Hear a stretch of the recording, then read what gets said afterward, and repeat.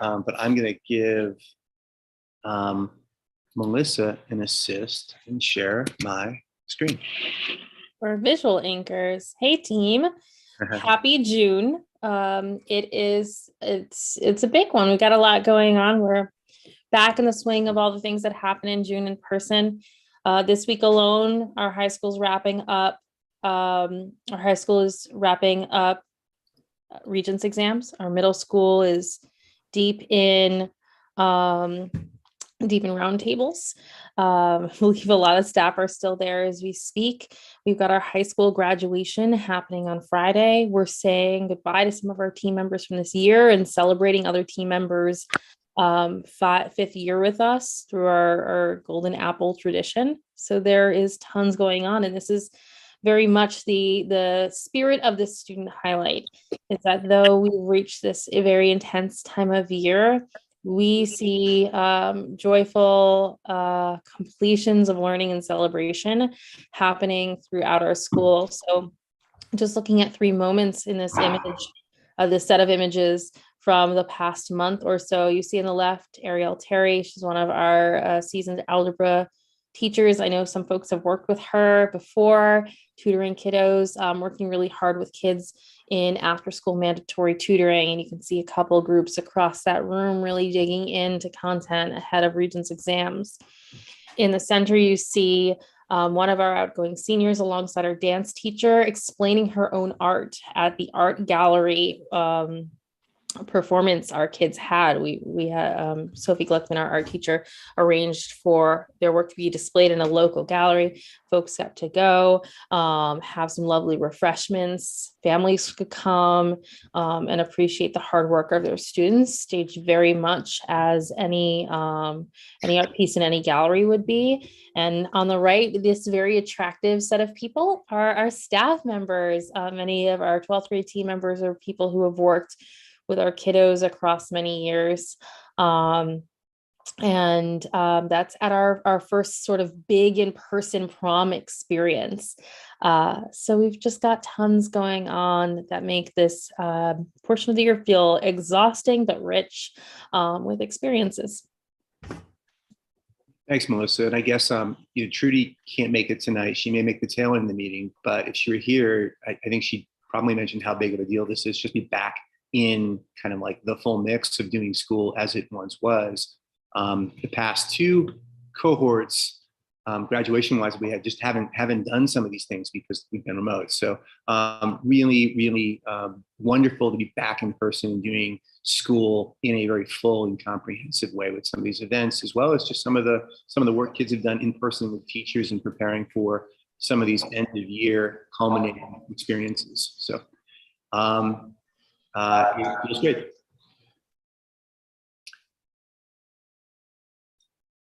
And Josh, I think you get the mic right back. Head of school report. I do. All right. So there are just a couple of things I want to underline coming from the school report this month. And so I'm going to jump right into headlines today. The first sort of set of updates on page 1 and 2 of the report. And I think just changes I would mention or things I would like to underline would be on page 2, just with regard to staffing. We will be honoring 11 staff members who are celebrating their 5th year at our school this year. So I'm gonna have some folks over to my house on Thursday night. We'll get to talk about just how meaningful their experiences have been at our school and how much they brought to our school. I think there are about 25 to 30 staff members right now at our school who have been at our school at least 5 years. So this is a ritual for us and a special one. And so look forward to that. And I think it just demonstrates an appreciation for people committing to our school and doing the good work and growing alongside us. Beyond that, academically, I just want to underline some of the things that are going on at the school right now. We have Regents exams happening last week and then finishing up this week. Melissa's leading the charge, and I appreciate her for doing so. We should have some unofficial scores coming our way in the next few days. Here at the middle school, we have roundtable presentations going on today. Right now, there's a few going on upstairs, and Chris and Alex were here to take part and experience a few of them today. So some nice ways to end the year and have kids show off all that they've learned. We have preparation for Summer Academy going on in full force right now. Another note in this report is that we did receive significant funding from a grant and more than we had last month. And so we've got about $150,000 to spend on academic enrichment and summer school, as well as non-academic on clubs, different activities and things, sports camps over the course of the summer. So we're preparing to use that fully and have our kids experiencing all that we can offer them over the course of July and August. I provided an update in graduation last month. Just this month, right now we're in good form. I expect the graduation rate for this cohort to be greater than 93%. We had 8 students taking part in senior credit recovery in June. And I believe all are in good standing in either completing that which they had to complete to demonstrate that the credits that they were short on were credits that they earned. And there may be a couple of additional students kind of in the mix there, but we expect that they will be graduating, if not at the end of this month, Friday, in August. So that feels good. I think those are the only updates I wanted to provide from headlines. And I think we'll hit on each of the other major headlines or updates in this report throughout other components of the meeting. So that's all I have. If there are questions folks have specifically on items within the report, I'm happy to field those, or we can wait until we move to them later on. Sounds like we can move on. The data dashboard next. If you want my opinion, I'd say the only thing we need to touch on, independent from when we talk about the substantive topic, is just maybe the student recruitment. Yeah, we'll hit on that. Table 7, although obviously anything else you want. Yeah, we'll hit on that tonight. I think a few other points I'll just bring up, and there are 4 areas of the school that I'll zoom into according to like this latest batch of data. So I think table 1 from an enrollment standpoint, we haven't seen a lot of movement. We're up 1 from the prior month. I would say if you look at the takeaways down at the bottom of the table, you'll see that our percentage of max enrollment, which is 655, is 78%. And so in thinking about renewal in our application in the coming month, I do see that as something that will be in question. We should be at 85%. If you recall, we had applied to have our max enrollment lowered to 615 last year, and that didn't take place. So I think there are ways in which we'll explain this over the course of our application. Limited high school space being another factor that limits our ability to kind of grow in the way that we could. I think another factor that is somewhat new that I will very likely include in the application is you may have seen recently some headlines about the drop in enrollment throughout the city. And I think it's 8%. So overall, we've experienced some of that as well, perhaps less so than other schools. But I think if we take into consideration that 8%, and apply that to where we are now, arguably we would be in stronger form and closer to that 85% range of our max enrollment without that phenomenon that we've experienced over the past 2 years with the city's overall enrollment dropping. So I'll name that now, and you'll have a chance to review our application for renewal. We'll talk about that later on tonight as well, but you'll have a chance to sort of see the way in which we kind of frame that and make a case for why enrollment is what it is right now. In addition to table 1, I'll move on to, let's see, student recruitment. And Chris, I can take this, or if you'd like to take it, feel free. Okay, cool. So looking at student recruitment, again, I've added the takeaways down below, but overall, I think the headline is things are going fairly strongly. When you look at 6th grade expected enrollment, we have 107 families now showing interest in 96 6th grade seats at the school. So we expect that not all those families will sign on ultimately and may drop over the summer. So we're being responsible in thinking about what is the maximum number of students we can enroll, and then given past history, how many students do we expect ultimately not enrolling. And so that's the sort of calculus at play there. In addition to that, right now we've got some work to do in the 9th grade, but because the DOE came out quite late this year with school acceptances, there were a number of families who were holding off and not making decisions until late in the game. And so I expect us to make ground and have a healthy ninth grade enrollment moving into the fall. Chris, would you add anything there? No, I would agree. And I actually had about 5 or 6 new high school enrollment calls just this week. So I'm not used to doing this work for high school recruitment late, but it's happening. We got tours scheduled for our high school site for both this week and next week. And then we also do have a few brand new middle schoolers in the pipeline as well to beef that number up a bit even more. You'll also note that with the existing 7th grade, we have fewer students than, actually this is for the 8th grade in this table. It's our 7th grade now, 8th grade next year. We've got 64 students we anticipate coming into the 8th grade. So we do have some seats there. We don't expect to backfill all of those seats. And so one of the moves we are making this year, which is a first, we're going to drop the number of sections that we offer in the 8th grade from 4 to 3, which has some impact on staffing and a downward movement, but we feel like it's the best move rather than attempting to enroll 16 additional students in the 8th grade and then perhaps not being able to do that, and then staffing in a way that perhaps isn't as productive as possible. So I just want to note that too as somewhat of a new move for us as a school, but something that we're able to do. So are there any questions with recruitment for this month?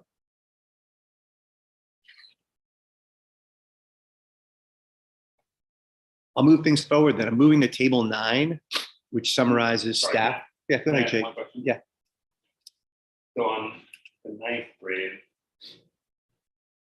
we'll ultimately get up to, I'm only worried about, I think we said the 8th grade makes a lot of sense. Mm-hmm. 9th grade, I just want to make sure we're not going to be too low. And then, sort of push that through high school at, sort of too small a class size. Mm-hmm. Is it 36 plus 27 is our anticipated enrollment? We anticipate 74 students in the 9th grade.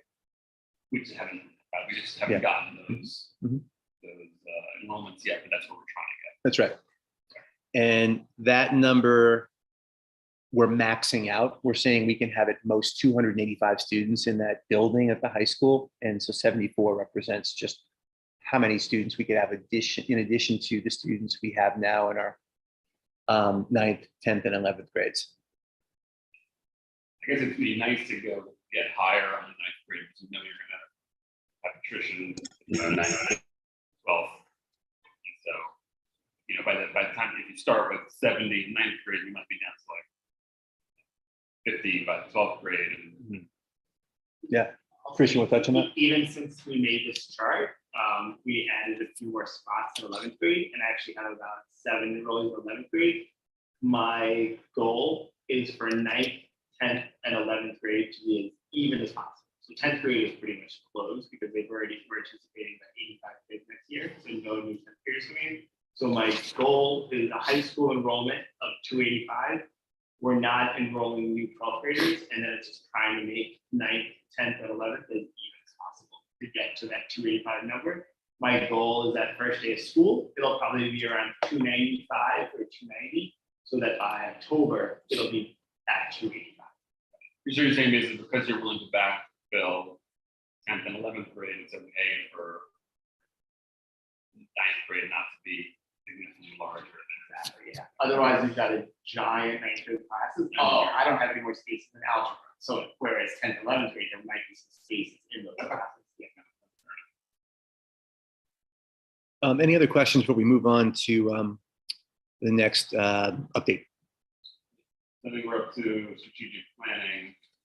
I don't know if you and Josh have talked about this or you want. I'm gonna mention there are 2 more updates I want to make to dashboard stuff, and then we'll move on to strategic updates as well. So I think just with table 9, which offers a summary of staff recruitment, we'll talk about kind of staffing and hiring momentarily, but this gives you a slightly different orientation numbers wise and kind of where we are across sites, et cetera. One update is that we did hire an ELA teacher at the high school today.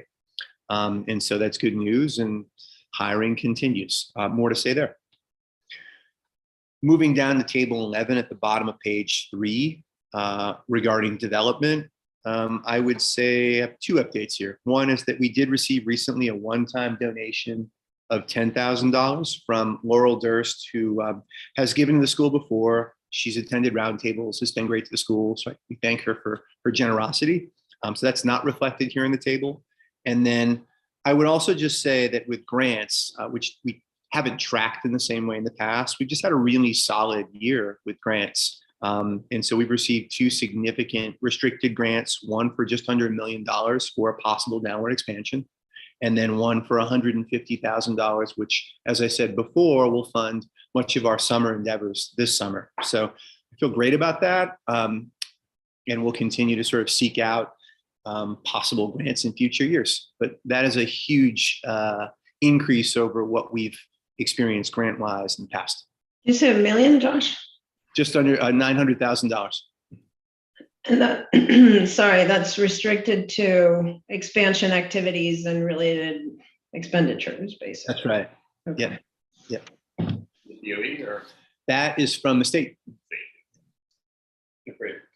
And that's all I have with regard to dashboard updates. And unless folks have questions about the other tables that we didn't touch base on.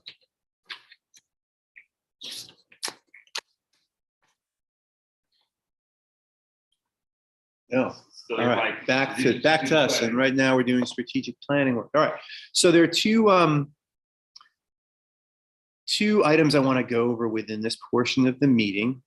One related to our strategic plan for 2022-23, and the other related to our approach to renewal. So I'm going to start with the first. I'm going to share my screen. Give me a moment.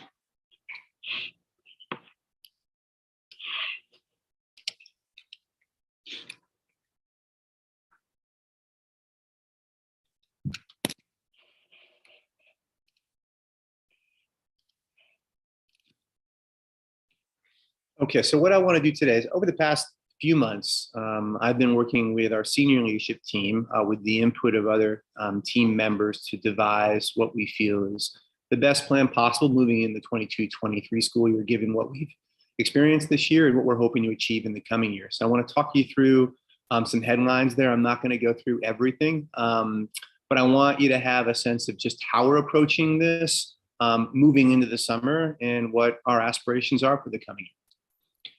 So to step back for a moment, it's worth reiterating just, our core purpose and priority as a school, and that is to provide all of our students with an exceptional educational experience that empowers them to lead fulfilling lives.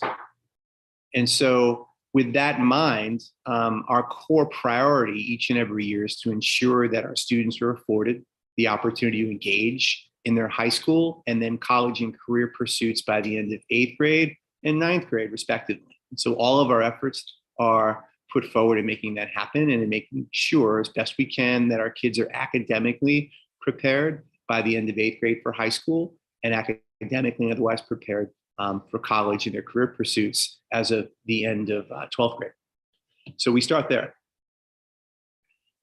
From an academic standpoint, we then have certain benchmarks and goals as a school each and every year related to middle school, high school, and then college and career. And so here in this slide, you see academic growth, academic proficiency, and then kids being high school ready as demonstrated by their reading scores being paramount to kids from a summary standpoint, being ready to engage in high school study. And so that's first and foremost, and that aligns with benchmark 1 of our authorizers framework for assessing schools. In addition to that, at the high school level between grades 9 and 12, we have a similar set of goals related to academic growth, related to graduation, related to being college ready, which essentially is measured through 2 ways.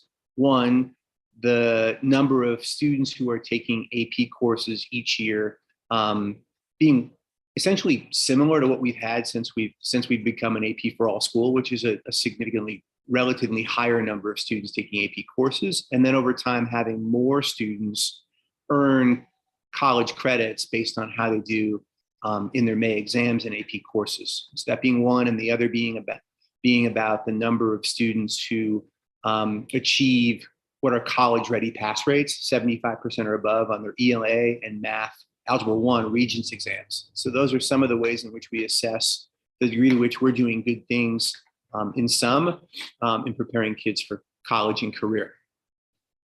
So that's high school. And then finally, at the college level, which is new to us as we've graduated only 2 cohorts so far, you'll see 8 different measures of success, starting with applications and the number of kids who apply to college, the number of kids who matriculate, the number of kids who are accepted, kids who have career plans in place, and then persistence. And you'll see different percentages related to college persistence by year in college. And if our students are in school at these sort of rates or percentages, then we are doing relatively better than what has been trend-wise the norm across the country and here in New York State. So here are some of the ways in which we measure our success over time academically. And so in thinking about those things, and then in thinking about our experiences this past year, we've got 4 key priorities for 22-23.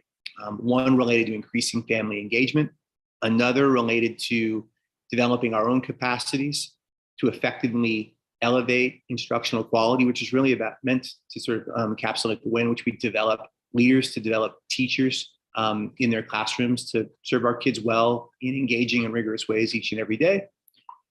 A third priority around actively promoting racial equity within and beyond our community. And then finally, demonstrably bolstering school culture within our school.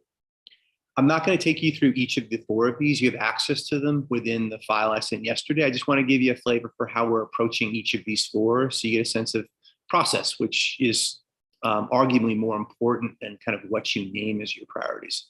And so I'm now just going to talk about the near term and what we're doing around. We're going to talk about family engagement because it was the first one listed. So we as a school have established what we call criteria for success or desired outcomes that we want to see coming out of this year. And if those things happen, that means good things for us effectively increasing family engagement.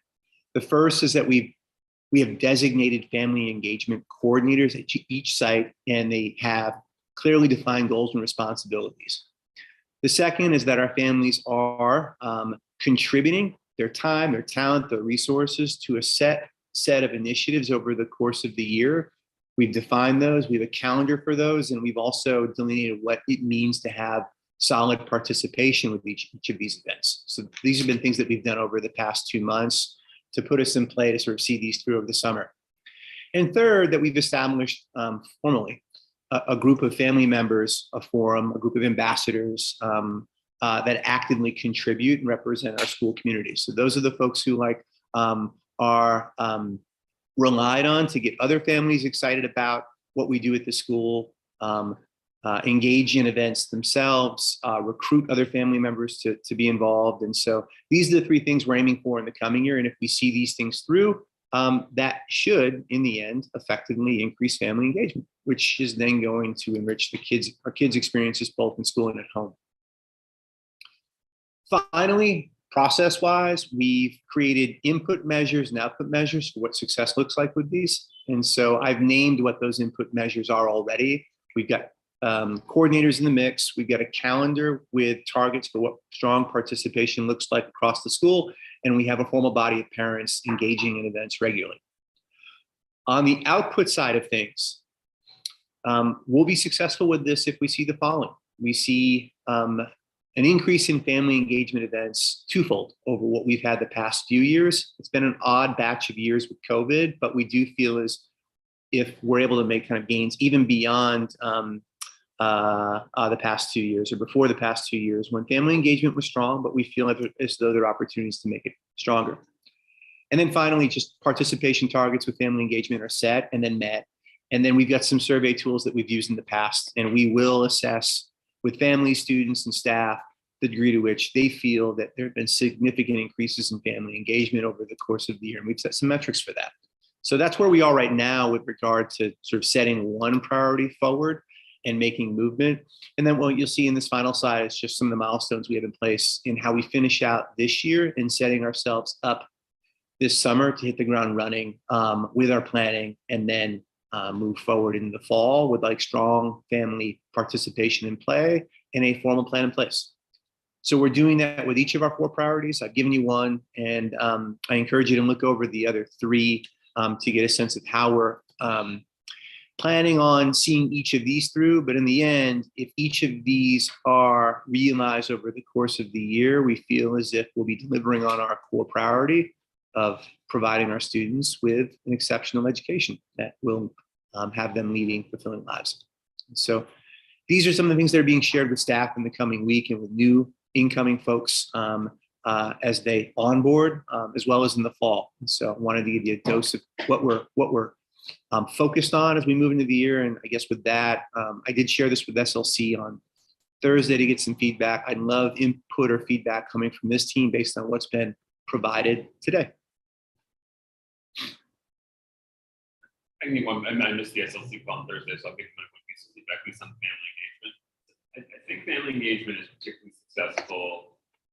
There's linked to higher academic performance, but I think it's particularly where the engagement is sort of making sure the parents know what the homework is, that they're like sort of helping enforce, homework, and then sort of like serving as that sort of coordinator. And so I would just consider the sub steps you have. I think the process portion seems like it's a little bit more general about family engagement, like knowing about community type events versus thinking through like how do you keep them engaged in the day-to-day academic oversight, for lack of a better. Yeah, no, that's rich. I think within the roles and responsibilities of the coordinator so we have in our handbook commitments that we'd like for families. Like, here are the things that if you're doing these things over the course of the year, you're serving your child especially well. Here's what we need. And some of those things you mentioned, looking over homework, asking questions about assignments, checking Jupyter, going online and looking at how kids are doing with assignments and things. Those are mentioned in addition to like families just taking part in events and things like that too.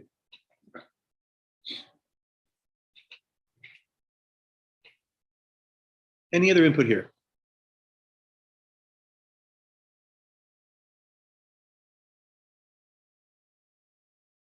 Cool. And so I think with that, you now have a sense of kind of what we're prioritizing in 22, 23. And again, it's meant to sort of see some of those outcomes through that I had mentioned, as well as respond to like what we've been through as a community over the past 2 years. So I think with that, what I want to do now is move forward with pivot rather aggressively to thinking about our renewal application and our approach to that. So I'm going to share the school leader report just so you can follow along. And here, I'd love input as I provide some context for where we are now with applying for renewal and what we plan to do over the course of the coming month, what challenges we're facing, et cetera. So I'm going to our school leader report, and here we are. So please chime in at any point in time if you've got clarifying questions or ideas worth deliberating. So taking a step back, every 5 years as a charter school in New York State, we are to reapply for renewal. We're seeking a 5-year renewal, which is the maximum number of years that one can receive, or a school can receive to do its good work. And during our first renewal application, we did receive a full 5-year renewal. The application deadline is mid-August, August 16th. That's part 1. Part 2 will be due in October. We will be getting some test scores and things after August 16th that we will then report out on in October. So the application falls in 2 parts. Michelle Roy Gaines, our Director of Special Projects, is managing the workflow here. She's been doing that, I guess, for the past couple of months when we began this. We also have an external consultant who we're working with. This is someone who I've known since 2012, who looked over our initial application and is still doing this work. So excited to have him in assistance. Right now, we are building from and updating our first renewal application. Our first application was fairly strong. And so the application itself is not all that different than what we saw some years ago. And so we're using a lot of what we provided back 5 years ago, as well as making some updates. And so the significant work for us centers on 2 things. First, we now have a high school. And when we applied for renewal back in 2000, 17.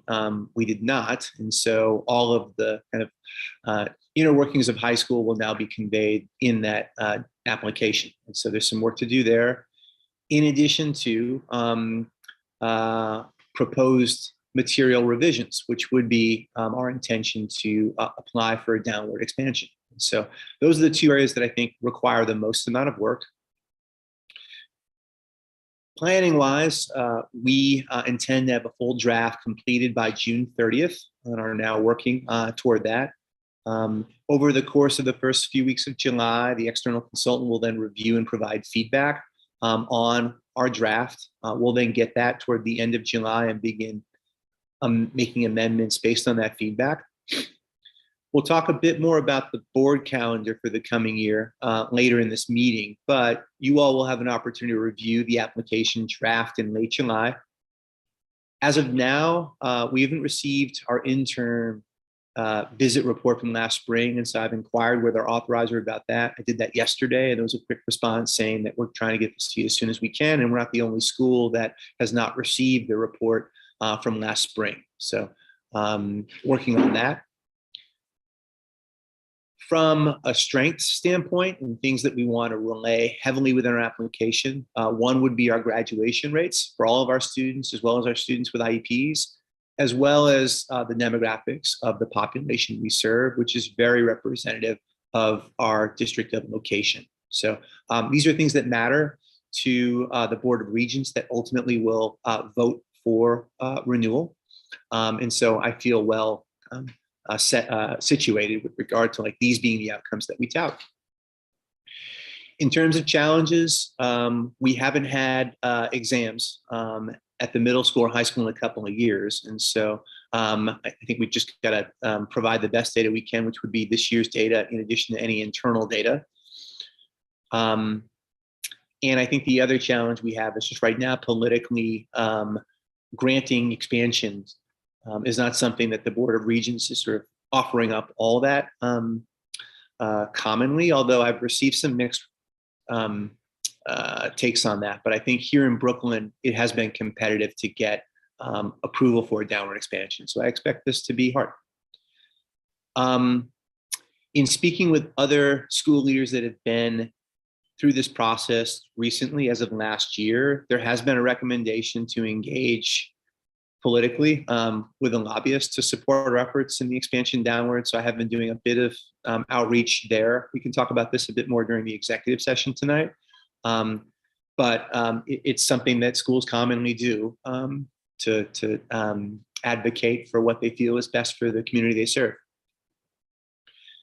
So I think a couple of questions on our end that we're wrestling with as we put together this draft. One is just from a budgetary perspective, what are the assumptions that we're putting forth in putting together a 5-year budget? And to what degree does the application for a downward expansion inform the 5-year budget? So we're getting some guidance there, both from our consultant and from the authorizer. And then we, as I said before, we do need that interim visit report so that we're able to proactively address any concerns issued in the report, as well as underline some of the strengths that were issued in the report. So that's where things are from a status standpoint and from a approach standpoint. So got some good feedback from the SLC on Thursday after putting this forth. And so wanted to open this up to the full board to see if there's any feedback or recommendations coming from others. Just a few questions from me, Josh. Yeah. Some of these are process. First one is, I think if the first time the board sees this is late July or early August, that's probably a little late.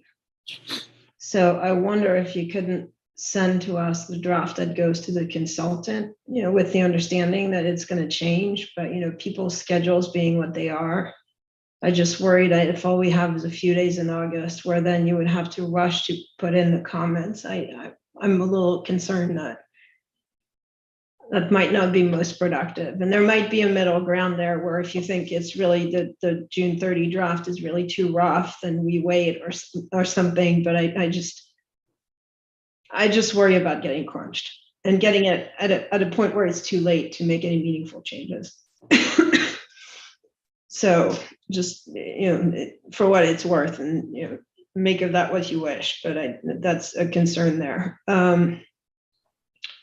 Second thing, and this may be because I was on leave and then I haven't been as dutiful in my attendance as I normally am, but have we actually determined to expand downward, or are we still considering that?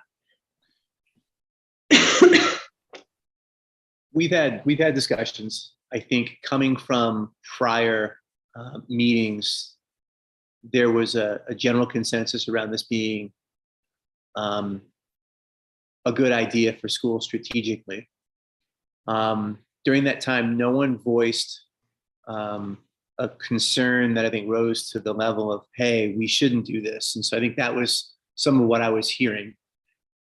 But I think more importantly, applying doesn't mean we have to move through with this. So even if we got the green light, it doesn't mean this is something that we have to do if ultimately we decide it's not best for school. Yeah, So, I remember we're not really committed budgetarily or anything like that, and so we start getting into the real estate. Yeah. And I don't think we would start looking for real estate until we first get the approval. So it's sort of like this is step one, but far from a done deal. yeah, Okay. I mean, I think maybe we discuss in executive session, or maybe somebody just brings me up to speed if I'm really just missing the point here. But I do think at some point we need a board determination, right? That this makes sense and we're going to pursue it and all of that. yeah. Again, if we haven't done, we should probably do. And I understand we're not committed. I understand all that, but it's sort of, I don't view this as the, hey, nobody objected, so we just went along, right? I think it just warrants a little more procedures around that. Okay, and then I mean, then I agree with you. I think the budget discussion and the interim report are important to get, and I think depending on what the report says, we might have to shift gears, right? I mean, if we get a report with a bunch of remediation to do or whatever, then I don't know. Yeah. So I think Is this a Paolo thing? he would be our liaison there, and there's been some turnover at in their office, and so that's created some hardship. And I don't quite understand all of it, but I just feel like, I mean, It's weird to maybe not get it before taking things in yearly. reverse. I think I think there's some frustration for us in that we haven't received a report from a visit that happened in May, and that it may require us in short time to make some change of plans and what we prepare. So I think we just got to make do. But I think I've noted lightly some of that frustration to them, but there's not a lot that we can do beyond that. So I hear that, and we will have to make some changes if need be. With regard to board approval, I think, yeah, we've taken this gradually. And so we applied. I mean, we first said, hey, this would be a pretty significant undertaking in any case. So even to be in a position to sort of say yes if the opportunity comes about formally at some later date, we decided to apply for a grant because we would need some funding to make that happen. And so we did that as a first go, and we got that.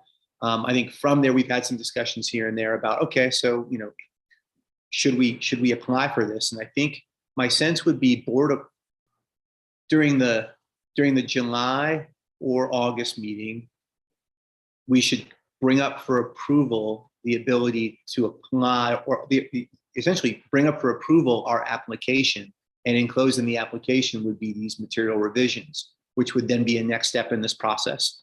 And then I would say we would learn about the results of our application in the spring, and there'd be another vote at that time on just acknowledging the renewal, and then also voting on whether to go and move forward with expansion plans.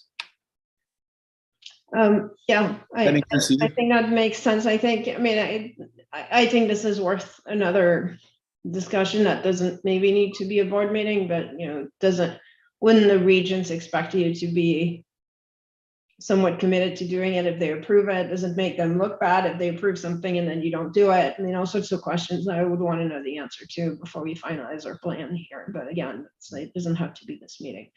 And just the last question I have is just a technical one. I mean, do we have any contracts in connection with this that, with consultants or whoever that would require board approval, or are we all clear? Not at this time, and I don't expect the external consultant to come with the same cost that we had initially, because the scope of work is significantly less. Okay, that's helpful. Thank you. Yeah, sure. And then just to your first point, there's no problem in sending the draft that we get out on the 30th of June to you all too, and then you guys would have the option to look it over if you want. It will be a rough draft, but it will be a draft, so I can send it out. Yeah, and I think even if you have a note on it saying, hey, this part is probably ripe for review and this part needs more input from the, whatever. But I just worry about having too little time on the back end. Mm-hmm. Cool. No, thank you for that. Are there other considerations, folks who want to put forward as we do this Are we going to best way we can? seek to reduce our target enrollment in this application? Or is that, I remember that was something that was up for discussion at one point, Powell basically advised against it. But I know that you mentioned it again during the enrollment discussion. Just curious if that's. There's a push and pull here. One is if we apply for a downward expansion, that's meaning we serve more students. And that was one of the arguments that was put forward to us from our liaison about why it might not make sense to apply for a decrease in max enrollment. I think that's ultimately what we went with. And so, yeah, that's one factor. But without that downward expansion, I think the prudent move would be to reapply for a downward max enrollment of 615. That would bring us today, based on our enrollment today, to a percentage of 84%. And so anyway, that's all those things being weighed.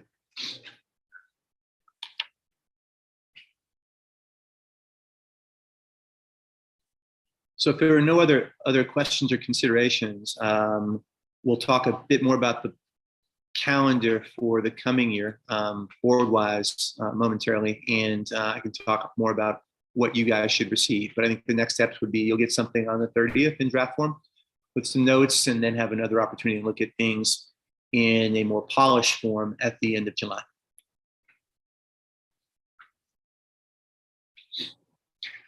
All right, and that's a heavy strategic planning report out for tonight.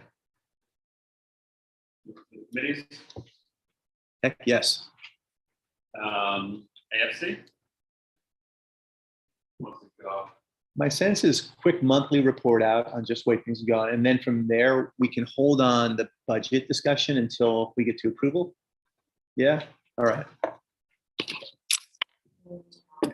I'll come then. Yeah.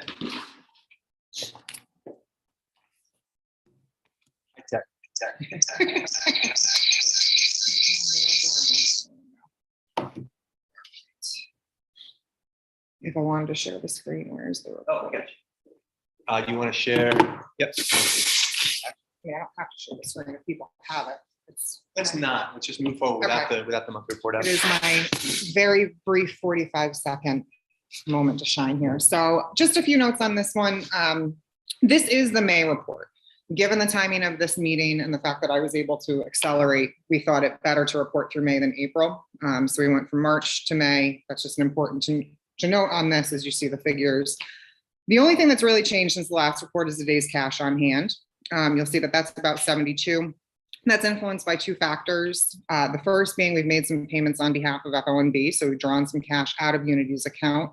We can recoup that anytime we want. So it's not that it's not available to us, it's just not in our account. And as we have continued to work and finalize the budget, we have better projections for what we expect our expenses to be over the next year. So that's the biggest change since the last report. Everything else is staying pretty steady. We see the variance from enrollment. It's still about $250,000. That's no different. If we look at the P&L, our budgeted net income versus our actuals. Again, when we adjust out for grants, we see a net income of about 871,000 compared to about 1.1 million. With the grants, we are sitting at $1.9 million in net income compared to the 1.1 that we had budgeted. Our margin is about 14% right now. Adjusted for the federal funding, it would be about 2%, which is consistent with what we had reported out in the past. Cash continues to be healthy for the next several months. We also, as Josh mentioned, we have grant money coming in to support summer programming. So financially, we are in a good place. Now I'm looking at Josh. Great, thank you. Sure. Any questions on the AFC, on the financial report? Or? I mean, I think the one thing we discussed is, and that's a renewal question, Josh, too, is should we transfer money from FNB to show 90 instead of 72, which we can do if it's important, but I think Chris or Josh or Alex was going to check with the consultant to see how much of a priority that was. We did get an answer. The answer is? The answer is that he encourages us to look at why. If the cash is available to us and we can verify that we've been managing our cash balance, having it in the bank may not be essential because we have access to it. And do we want to get into explanations about where our money is? But he did not see it as a number one priority, but he also said that he's not super fine. Nice, we can't hurt. No, and I would say at this point, with the downturn in the market, it's not like we're not sweeping interest left and right from the money that we keep in the phone page. And strategically, it's probably keep it over there. Investment vehicle is better than college interest, but you know, a couple $1,000 back.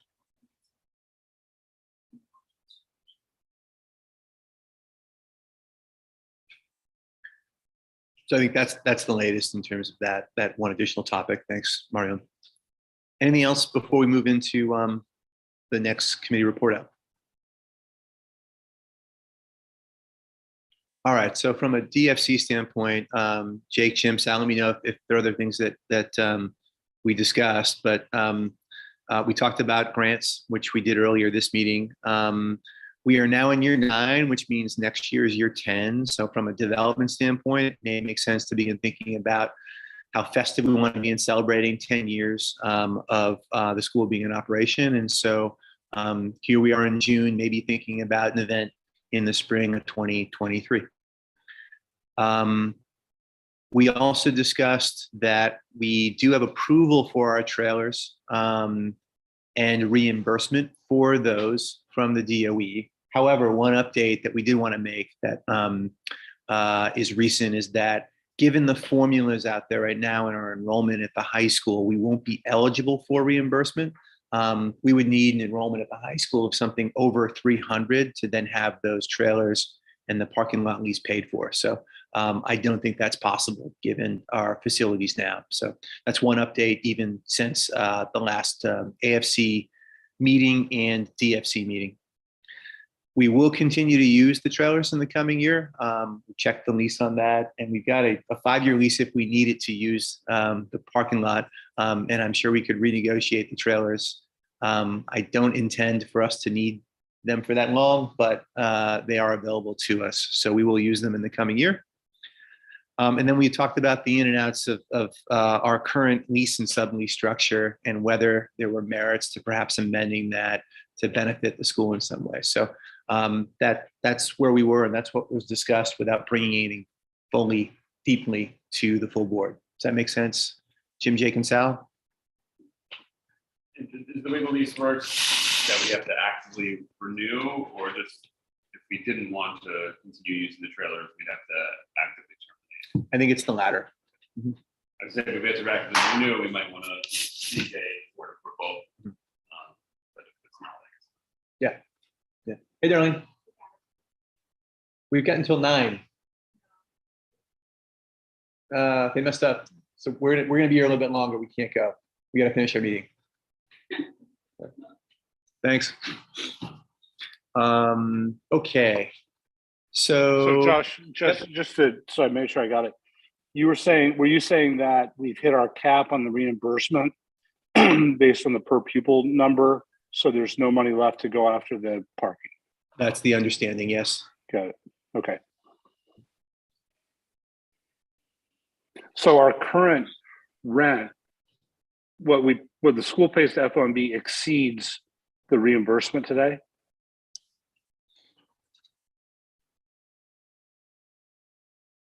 I would have to triple check the numbers. Yeah. I think what's throwing us off is the parking lot and the trailers, Mhm. because that puts us at like 1.65 million, Mhm. I think. So You should check, remember the next, and reminding us, the corresponding issue is you thought that because the rent was going down on the main space lease, that we were that's not using all of our capacity, so this would go in the other direction. I think we have we made a change to the budget based on reimbursement, because we know that we won't hit the enrollment needed at the high school to cover the cost of the trailers and the parking lots. So I think we took like an extra $2,000 or so. Secondly, we have the issue with the lease and the sublease, the question about the lease and the sublease, because that margin shrinks.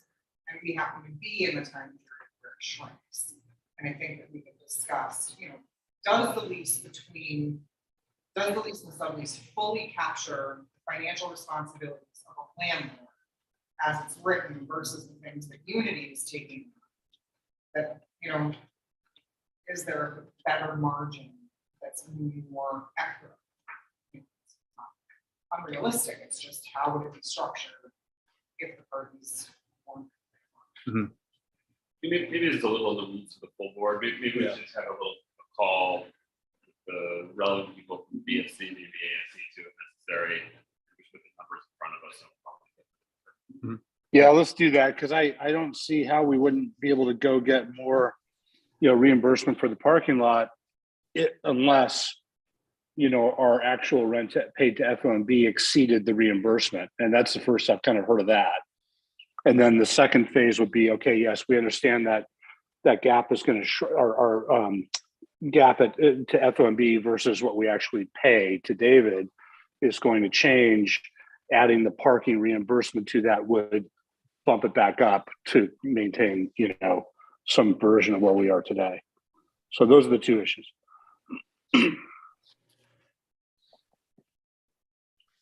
I think that's it for BFC. ECPC. Yeah, I think we discussed just where we are with kind of annual goals as a committee this year. Some related to board membership, some related to board participation in events. Actually, I should make a plug. As you all know in your calendars, the high school graduation, the class of 2022, that ceremony is taking place this coming Friday on 14th Street in the borough of Manhattan at 10 a.m. So if you're able to make it, terrific. Lenny Singletary, if you may say a few words during the ceremony, which is great. And so it's at 10 a.m., 14th Street. The address is in your calendar. Would love to have you there and present. In addition, on Tuesday morning at 10 a.m. here at the middle school on the Madison playground side of things, outdoor event, our 8th graders will be graduating. So you're also welcome to take part in those festivities. So it's Friday and Tuesday. And so we did discuss that with the ECPC, and then we talked a bit about community engagement, some of the updates with conversations with other school leaders and our downward expansion possibilities. And then with that, the potential use of a lobbyist to advocate on our behalf. So those generally were the things we discussed. Nothing to bring fully to the board tonight for discussion. And SLC, I think we sort of touched on SLC in your school leader update and the strategic update. Yeah, I think the only bit to add here would just be we talked also about staffing and hiring and updates there. And I think the headlines here that it is a competitive year. I think we, from inner workings systems perspective, have done some good work in having applications stronger than in prior years. And so there's some ways in which we've done that through the use of technology and being savvy with it. And so that's good. And even with that, it's competitive. And so I won't go into detail. I think I did some of this last month. You can see in the school report some of the finer headlines, but at the middle school right now, we've got 3 vacancies that we're seeking to fill. 2 of those are newer, one from a candidate who decided not to join our team and one from an existing team member who's decided not to return. So that gives you a sense of just what we're wrestling with from a middle school perspective. And at the high school, we've got, I believe we've got 8 vacancies now. And in the report, I've listed out those vacancies. Most of them are in the sort of specialty electives teaching realm, as well as science, which is very competitive. So we have a series of interviews this week. We've got committee meetings happening for hiring formally once a week, and then informally often, multiple times a day. So that's where we are. Coming out of the SLC call on Thursday, it was good to hear Madonna's perspective on things where, I think we are ahead of the curve with regard to communication with teammates and knowing perhaps who is not returning and who is. There are schools out there that may not have that information yet. We've had that for some months now. And so that's the kind of silver lining. We're doing the hard work that other schools are also facing, and it's not easy, but I think we're doing it fairly well. So that's where things are from a staffing and hiring perspective. How does it compare to past years?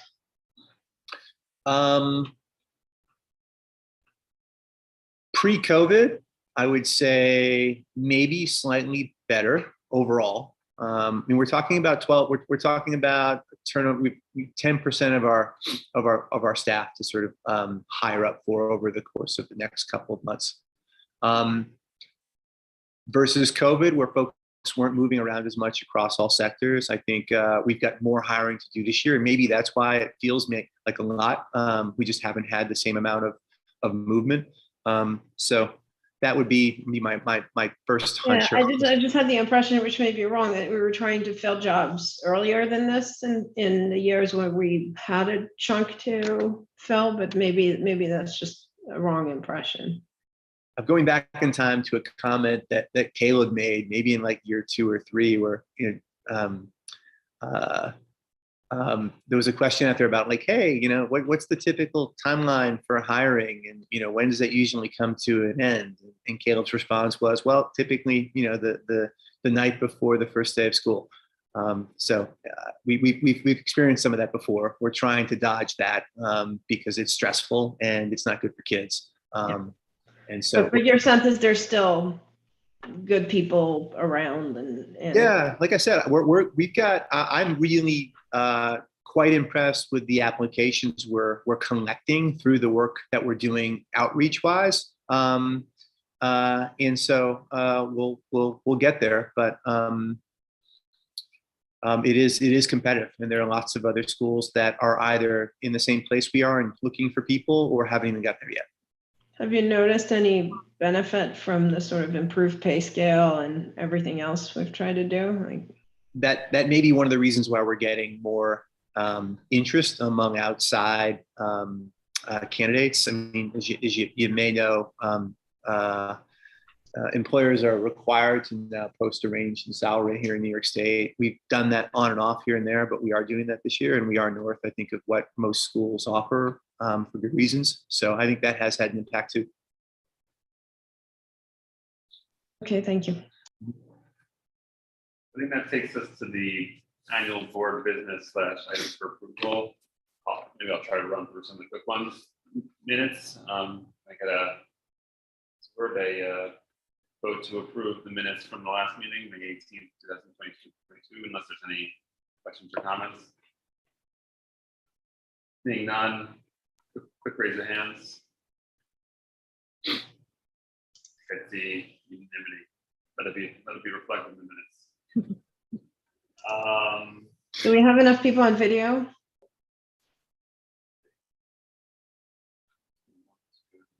I think quorum's 4. Is that right, Chris? Yeah.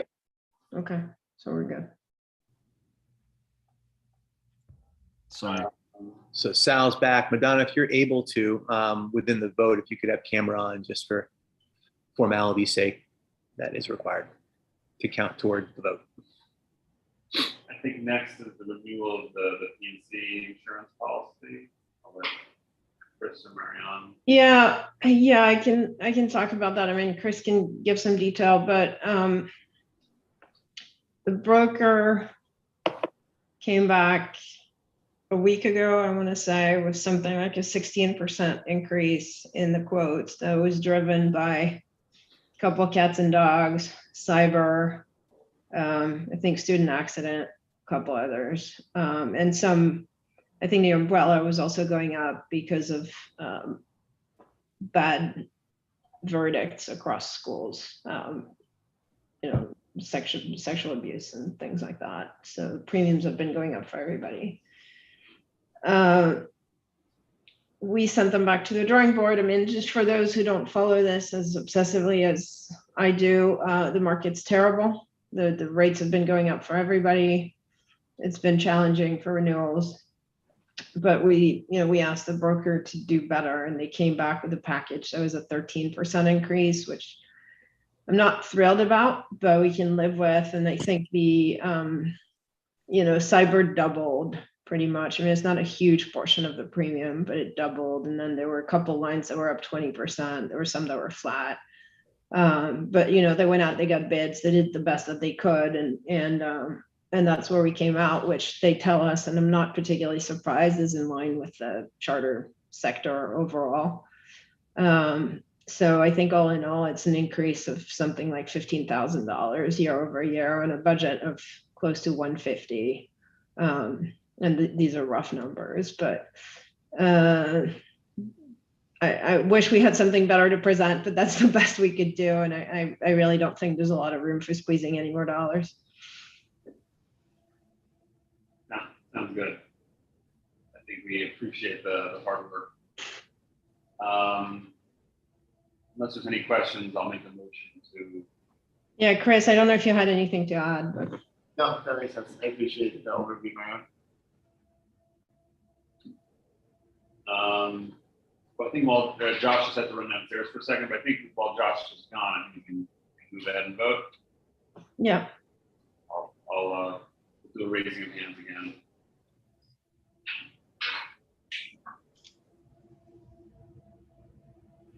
My internet's starting to get a little weak, and have to tell me if you're listening, but. Okay. So we're good. Again, while Josh is gone, when we come back to the budget, Josh is back. Same with the calendar. I think we can go ahead and, well, I guess I would move to re-elect Marianne to the Board of Trustees for another 3-year term. And again, thank her for service. I didn't even hear. Is it me or is it? It sounded like my name, but I'm not even sure. Am I up, Jake? Yeah, you're up. You're up, Marianne. Maybe we're using this as the volume. Yeah, Marianne's up. Any should we evaluate Marianne in front of her? We can give her the old vote. You guys can fire me if you want. All right.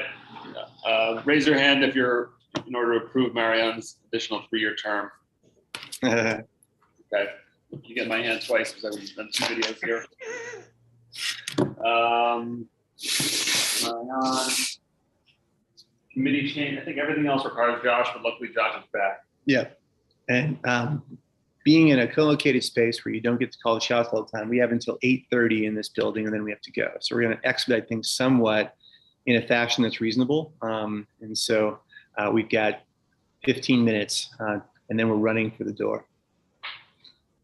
So we're going to Josh, I would say then in that case, We should prioritize. the budget. yeah, the budget. I think that's my guess, right? Yep. And anything else here that we can, vote on in a pro forma kind of way.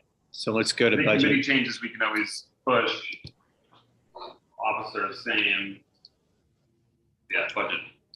Great. So I just want to thank the AFC for the past 2 or 3 months now, kind of looking at this and providing input. And so in the school year report, you have the summary that we've been using to drive kind of like some of the big assumptions made over the course of this budget for 22-23. And so I'll outline those for you now.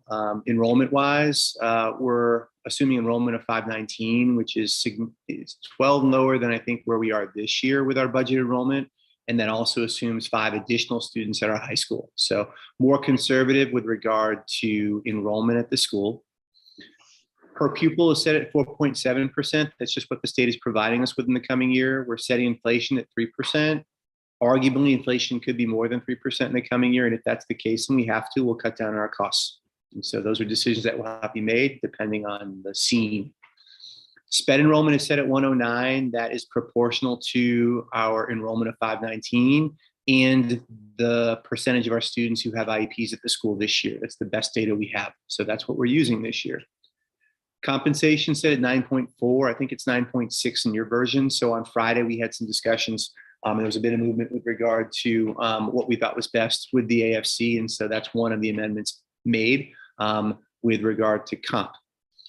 We've got a matching expense of 120K. That's new to us this year. And that's based on what we're seeing enrollment wise with folks who are opting into our matching program and feels conservative enough. Contributions wise, you'll see that in the screen. We've got total contributions of 733K. A good portion of that is the difference between the lease and sublease. So it is coming from FOMB and then back to the school. You'll see some of the other areas here also mentioned, both on the restricted side of things and on the unrestricted side of things. I will note that there are 2 parts of contributions that do require some level of fundraising. One is with our alumni success coordinator who does important work for our school and our alums. We have some money reserved from a past contribution coming from a private donor, but it doesn't cover the total amount of what it will cost to have this person doing the good work in support of our kids in college. This is not something a typical school does. And so for us, we feel like we want to continue with it, and it should be something that we fundraise for. So that's one. And then in addition to that, there's 100K listed as unrestricted fundraising for summer academic and enrichment programming. In past years, we've done a solid job when focusing on fundraising. We didn't focus on fundraising this year. We just want to get the school back up and moving and wanted to focus on priorities and didn't have a specific cause we needed. And so contributions wise in the coming year, there are 2 areas that we want to raise money for. We've got some federal funding coming our way. That shows up 1-to-1 on the revenue side of things and expense side of things. Let's see, the note about reimbursement for the high school facility costs, including trailers and parking lot, that now it does not hold, but it's a wash on both sides, so it doesn't impact the bottom line. Transportation costs are up. That's reflected in the budget. Has it not? Isn't that money we assumed we were getting that we're now it's just an expense, but there's no revenue to back it up? We did not get money for that. Is that right? Yeah. Okay, guys, so we were never budgeted yet as Yeah. And I want to say that's it. I don't know if there are things coming from Mario and Jeanette, Jim, that you want to add budget-wise that are influencing kind of what we're putting forth today for approval. Oh, I mean, I think the pressure points is we've now done this a number of times, right? Enrollment's always a pressure point. I think you guys are right to be conservative. And I think, I welcome the thought around that. So, hopefully we can exceed what's budgeted, but I think it's better than, having to cut after the fact. So I think that's important. I think the correlation on the big one on the expense side is the comp, which you've also discussed. So I think that's, those are fairly easy. I think we'd like the comp number to go down a bit in terms of percentages as the school gets to sort of stable size, but 77 is not wildly out of line. So I think you highlighted the important things, which is some of the donations we're assuming we don't have in the bank yet. So there's some work to do. It's not the majority of the ones we're assuming, but it's some. So we're going to need to get going on raising that money. I think the other meaningful pressure point is the 3% inflation. And I think that we might get tested on that, because I think we're going to find that a lot of things are increasing at a higher rate than 3. Now, we just talked about how comp is 70%. So we're talking about 23% of the budget tops. So that can only make that much of a difference. But I think we're going to need to, if we do want to keep your envelope increasing by no more than 3%, you might have to make some fairly unpleasant choices. So I think we might end up talking about some of those items during the course of the year. So we'll see where that goes, but just want to preview that that's an aggressive target in my view.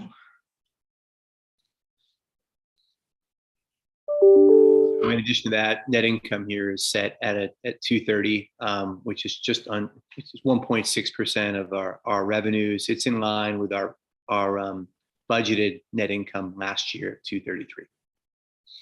Yeah, and if we're talking about renewal, it's a little lower than I think we've heard is the goal from, I think, CSBM in the past. But then, we're also hearing, I think, from people closer to renewal that as long as you clear some income, whatever the number, you're probably okay. So we should confirm that. But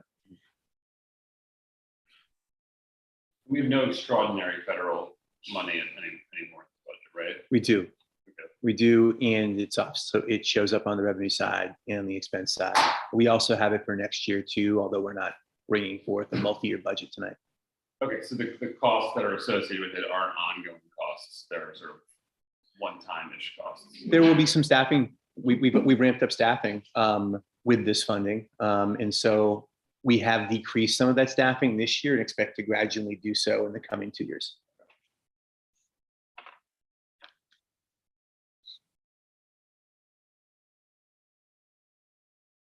Hearing no more comments, we make a motion to adopt the budget, Approve. approve the budget. I'll my videos. I'll come stand next to hi Josh. But all in favor of approving the budget? All right.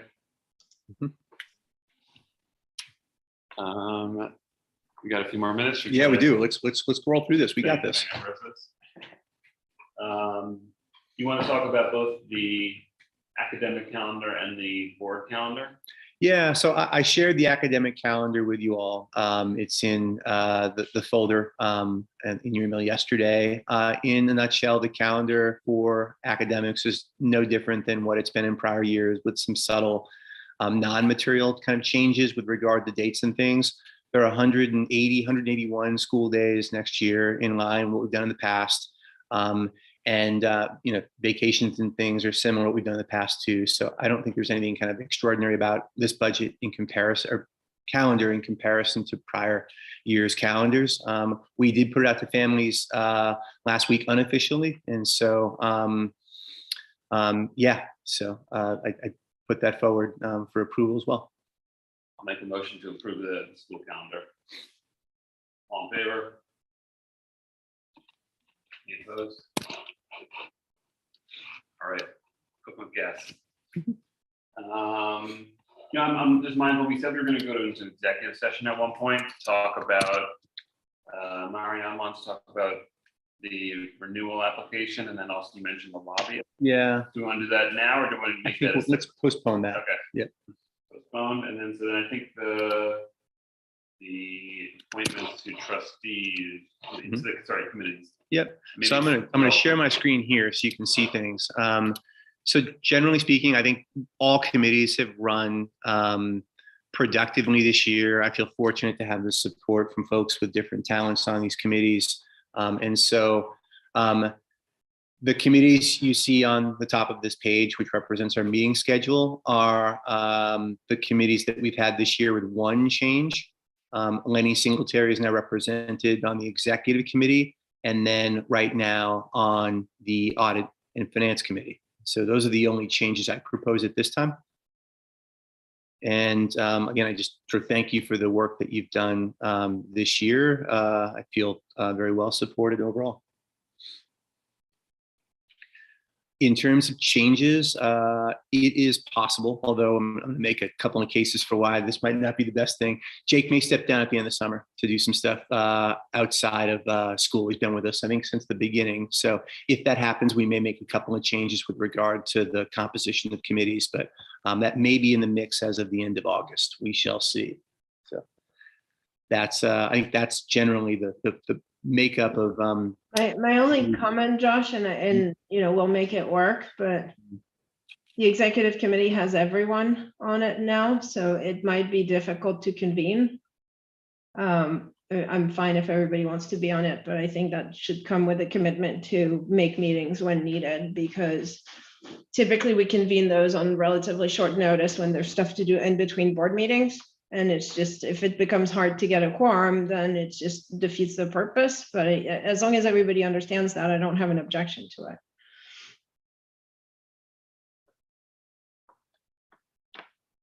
Yeah, we've kind of gone back and forth on this one each year about the pros and cons of it. And so I think we've been pretty good. We haven't had an executive committee meeting this year, so we're getting better at it, not having to put them forth.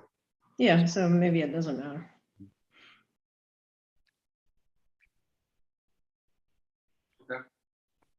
We approve. We've got to approve this. Yep. Motion to approve the slate of officers.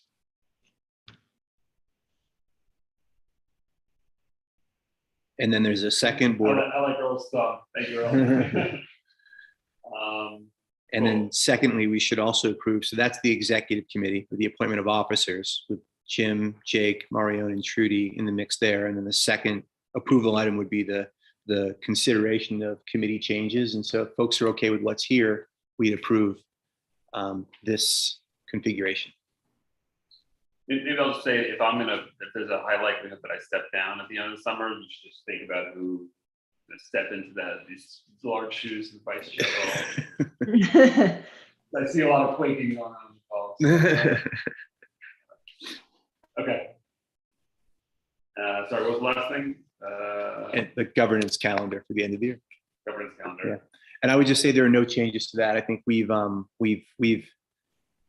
hit on 90% of what's in that calendar. This year's still been a challenging year from a few different aspects, COVID related. And so I think we've done a good job of kind of sticking to that. We're not required to, but it's something that we kind of think is a good plan for the course of the year. And so the calendar that is in your folder review and is a part of like every meeting agenda we have is as is moving into 22-23 with no changes. Josh, just one question. Sorry, I have a lot of questions today. We need an approval of the renewal application at either the July meeting or the August meeting. I think the August meeting is going to be too late, right? Given the deadline for submitting. So do you think by July 27th, we'll have something that's sort of in reasonable shape that people can approve? Or do you think we need to move those dates around or do an executive committee? My thinking was we need to do some pre-work in preparation for the 15th, where like we go into the meeting knowing what the vote, it won't be a deliberation meeting. It'll be one in which, hey, the work has happened already. We're just here to sort of say, this is ready for submission. And that was my thinking with these dates. I was trying to space out the July and August date as much as possible and not have people, reconvening within 2 weeks of each other and then not having it be maybe as best a use of folks' time. So that was the rationale. Okay, I'm not against it, but some years we haven't had quorum in August. So I think about whether or not you don't want at least a draft approved in July because you don't want to be stuck. Yeah. No, it's tight this year in a renewal year. So I'm with you with regard to those factors that proactively address. So I'll be getting a RSVP out soon enough for the summer meetings.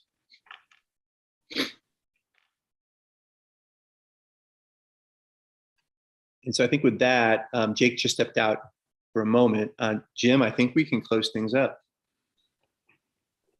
Okay, great. Did I hear we're not going to do the executive Yeah, we're not, there was the one item with regard to a lobbyist that we were going to discuss, but I think we can take that offline and I can reach out to some folks about that. Okay, great. All right, well, that will wrap it up then. Oh, Josh, just quickly, when do you expect to have a draft out of the application? So we're aiming for the 30th of June. I'll send it out then. So in a week, we'll all get it. Okay. Okay, perfect. Yeah. Okay. Well, thank you, everybody. Thank you very much. Congrats on another year. It was, we said back in the fall, this was going to be a challenging year. It was. And so there's a lot of successes to appreciate and recognize. And so just thank you for your support along the way. We're heading into July, so I hope you're having lots of wonderful vacation plans. I know you all work really hard, so I hope you get some downtime. Thank you too, Josh. All right. Yeah. Take care now. Thanks, everybody. Bye-bye. Take care.